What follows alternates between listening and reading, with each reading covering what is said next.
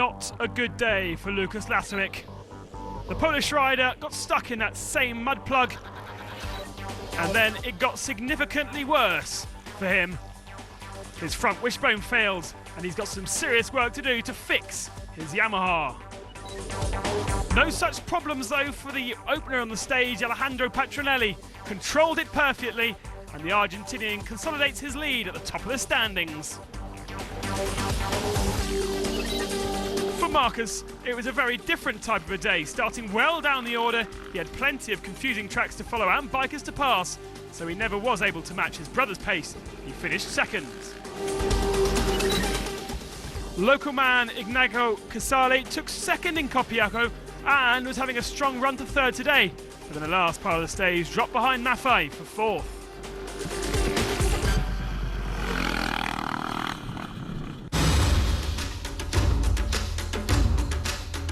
Coming next in the cars, Alatia flying, Alatia stopped. Which will it be today?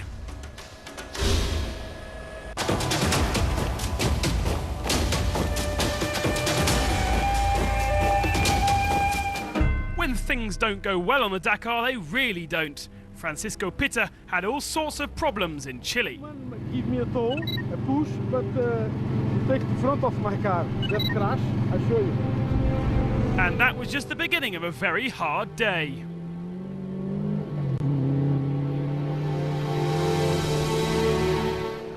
Now, how do I get out of here?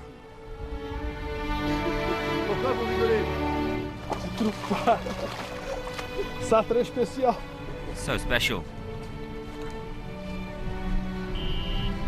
And that isn't normal.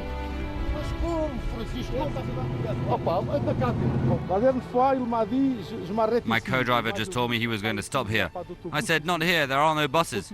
You have to stop at the bivouac because there you'll find a train for Lisbon. And we started laughing.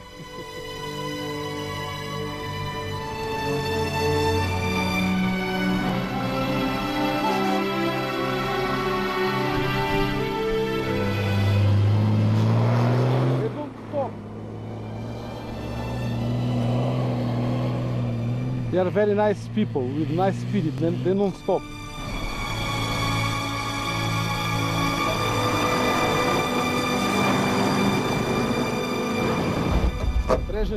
Very nice. I promise if one day they're stuck, I won't stop to help them. It's crazy.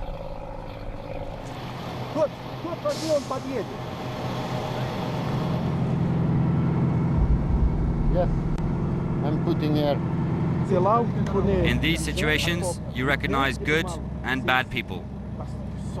You suffer so much. The Dakar is incredible. It shows the good and bad part of a person. The Dakar is a real lesson.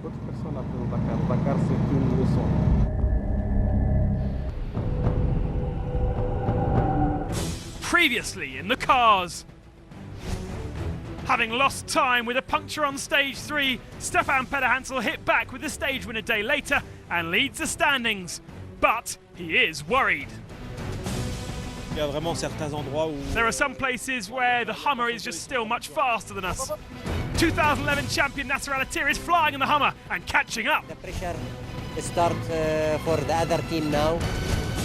And now we just need to capitalize and just have good performance. Full attack, maximum. But there's still many cars in the mix. Giniel de Villiers in his Toyota is third overall, and don't discount Roma or Hilovic as well. But just who will be the faster today? And will Pederhansel hold on?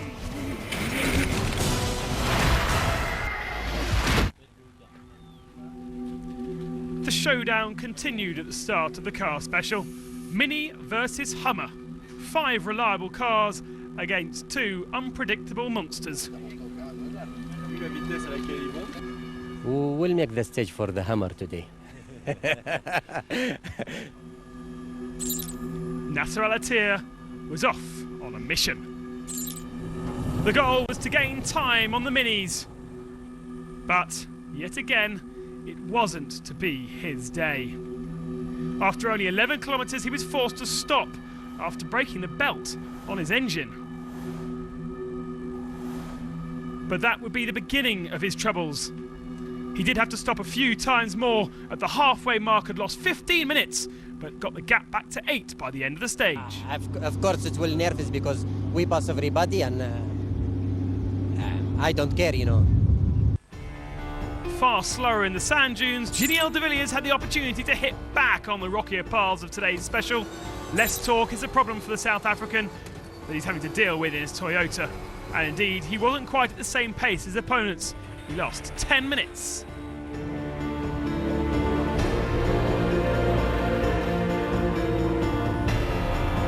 Stefan Pederhansel admitted he was rather worried about the Hummers, but he enjoyed a fine stage. Not too concerned about winning the special, he just focused on a fast and regular pace, and it paid off. Well, that was until the final 30 kilometres, where he suffered a puncture. He finished 4th on the stage and remains a solid leader. Oh non, pas. Voilà, recule. Recule encore un peu. Là, c'est bon.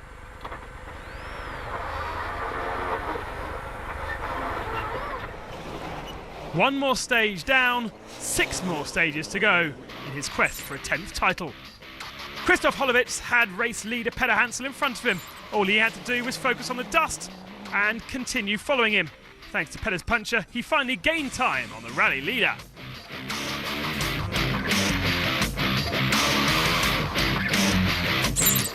While Nasser Al-Attiyah suffered in his Hummer, would Robbie Gordon live the same fate?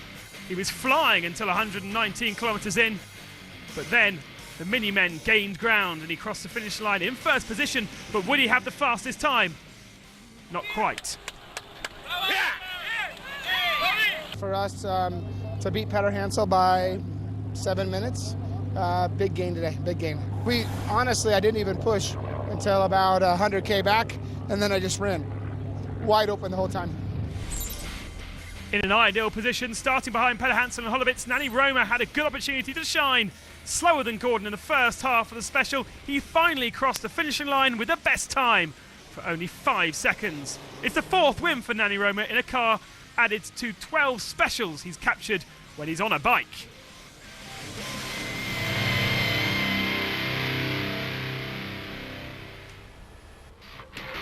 Teammates to Nanny Roma in the red Mini, Leonid Novitsky, also struggled, losing 8 minutes to the rally winner.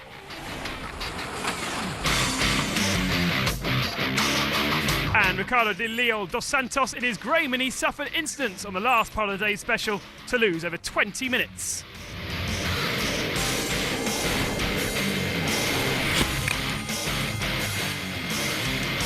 In the battle between Mitsubishi drivers, young Bernhard ten Brink was battling it out to become the best Dutchman of the rally. Despite stopping for a puncher, the winner of the Morocco rally eventually gained time on his main rivals and started to claw back to Van Loon. He finished 12th and closed in on the top 10 spot overall.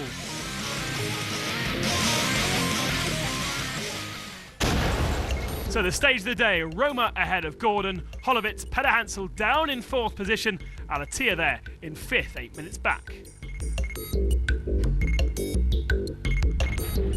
And in the general standings, Pederhansel and Gordon's gap decreases a huge amount. Hollowitz is there, as is Roma, de Villiers fading in 5th.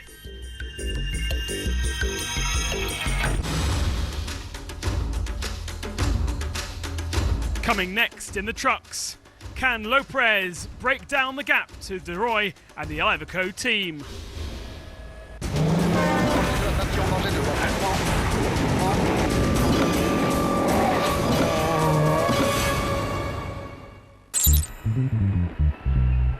On a du mal à imaginer quand même. Bon, plus que 4 km, c'est bon. Hors piste, plus loin. Déjà, on va faire un là.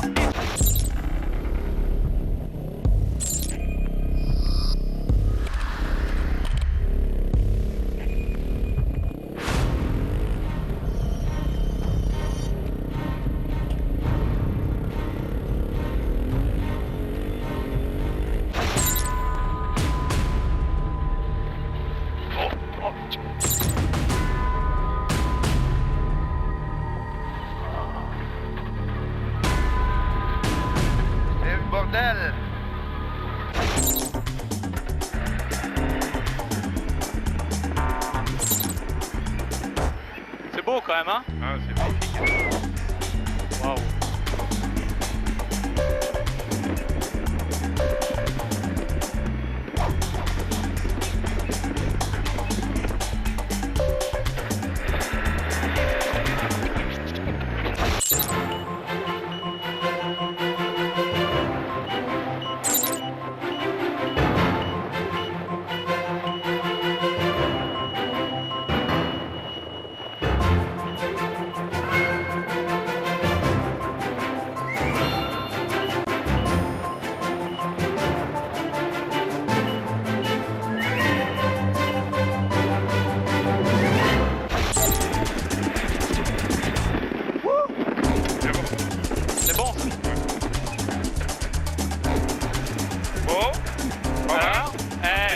content. Bravo, bravo. Là, bonne navigation, vraiment. C'était vraiment très très bien. Parfait. Bon, bah, on commence, ça va?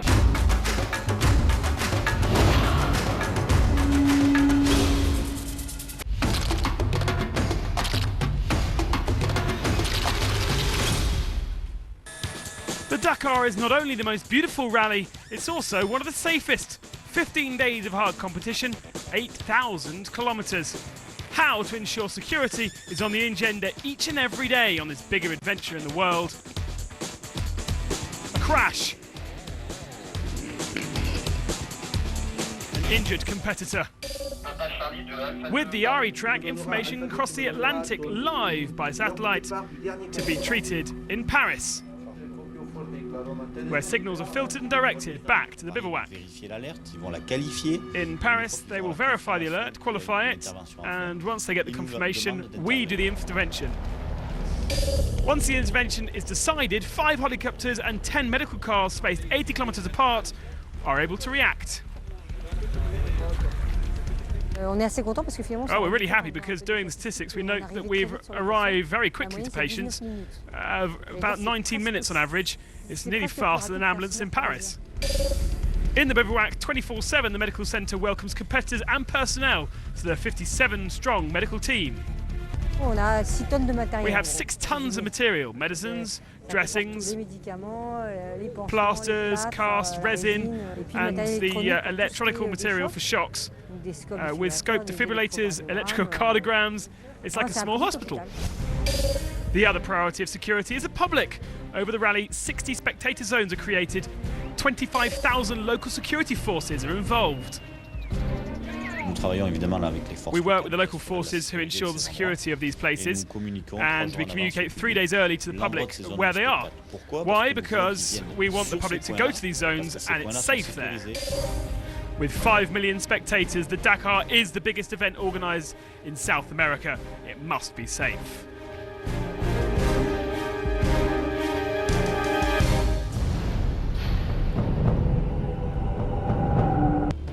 It was to be another dreadful day for Kamaz and for driver Andrei Karganov.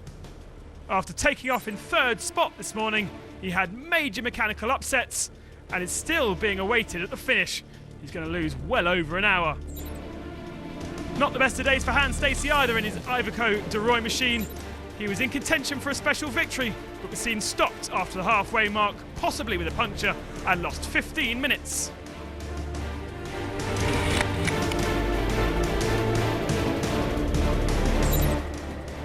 Gerard de Roy said at the rest day, nothing was decided. Well, on this 8th stage, it went to plan for the Dutchman in his Iveco. No problems and only a little time lost. He finished 2nd, but more crucially, still leads the rally in his long-nosed Petronas machine.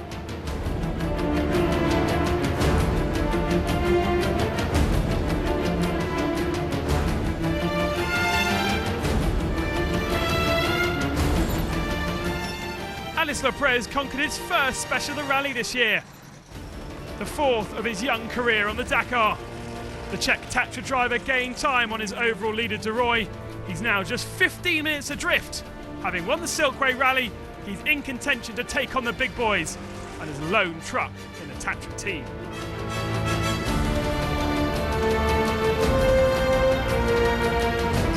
Fastest until kilometre 316, it all went wrong for Arthur Victus on the final part.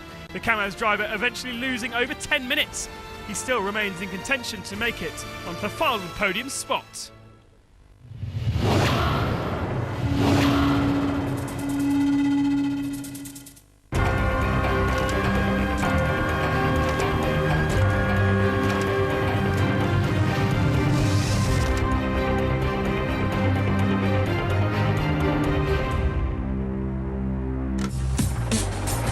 The 9th of January 1994 between Attar and Nouadhibou. A dune portion to be the scene of the most extraordinary episodes of the Dakar. The sand was so deep that after only a few metres, the cars would disappear into the dunes. The 2 favourites were the 2 Citroën ZXs of Pierre Latigue and Hubert Auriol, and the 2 Mitsubishis of Bruno Sabi and Jean-Pierre Fontenay. race still hadn't been neutralised, but the Mitsubishis insisted on crossing the uncrossable. The Citroens, though, decided to avoid the obstacle, and eventually they would be penalised for this mistake. Fenoy, the race director, was a lonely man when it came to taking the decision. Hubert Auriol and Pierre Latigue drove to Nouadhibou. The Citroens made it to the bivouac at 4:30, but early the next morning the Mitsubishi mechanics were still without news of their drivers. As daylight arrived, though, the helicopters discovered an unbelievable scene. On their feet, Serriez and Muramazama, the two co-drivers showing the way to their two Pajeros. And at 4 o'clock, the four men made it to CP8 as heroes. I hope we'll be rewarded and that we didn't do that for nothing. In the meantime, the stage was cancelled. Sabe, Fontenay, Serriez and Muramazama had done all they could for nothing. Mitsubishi decided to leave the rally as a protest to rest their exhausted men.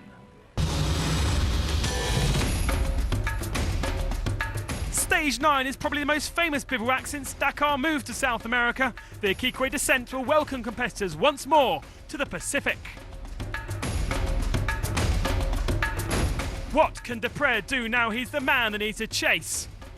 How will the Mega Monster Mini battle pan out? And can Leprez really compete against the Iveco's? All this when the adventure continues.